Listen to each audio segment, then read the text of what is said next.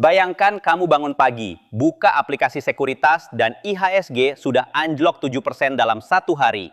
Skenario itu terdengar berlebihan, tapi tahun 2026 ini benar-benar punya bahan bakar untuk crash yang serius.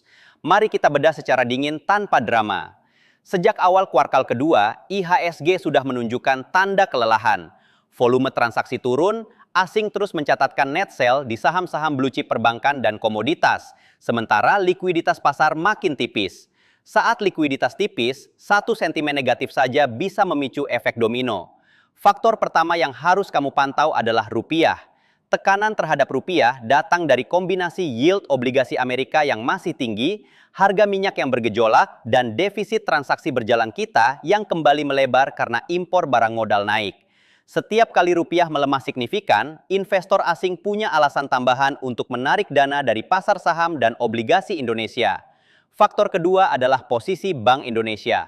BI sedang berada di persimpangan sulit. Menurunkan suku bunga bisa memperburuk pelemahan rupiah, tapi mempertahankan suku bunga tinggi membuat sektor real tertekan dan laba emiten ikut tergerus.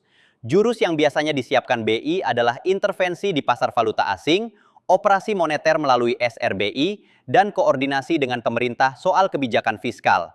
Ini bukan jaminan IHSG tidak crash, tapi setidaknya menjadi peredam. Faktor ketiga adalah perilaku investor retail. Banyak teman-teman kita masuk pasar saat indeks sedang tinggi, pakai margin, dan tidak punya rencana keluar. Saat koreksi datang, mereka panik dan menjual di harga terburuk. Ini yang justru memperdalam crash. Lalu apa yang sebaiknya kamu lakukan dari sisi personal finance? Pertama, cek ulang dana darurat kamu. Idealnya minimal 6 bulan pengeluaran dalam bentuk tabungan dan deposito, bukan saham. Kedua, evaluasi alokasi aset. Kalau porsi saham kamu di atas 70% dan kamu tidak siap melihatnya turun setengah, kurangi sekarang sebelum pasar yang memaksamu. Ketiga, jangan all in di satu instrumen. Diversifikasi ke obligasi negara, emas fisik, dan instrumen pasar uang bisa menahan guncangan. Keempat, kalau kamu trading forex, hati-hati dengan leverage tinggi di pair yang melibatkan rupiah atau mata uang emerging market lainnya, karena volatilitas bisa meledak tanpa peringatan. Crash bukan akhir dunia. Setiap crash selalu melahirkan peluang besar bagi mereka yang punya cash dan kepala dingin.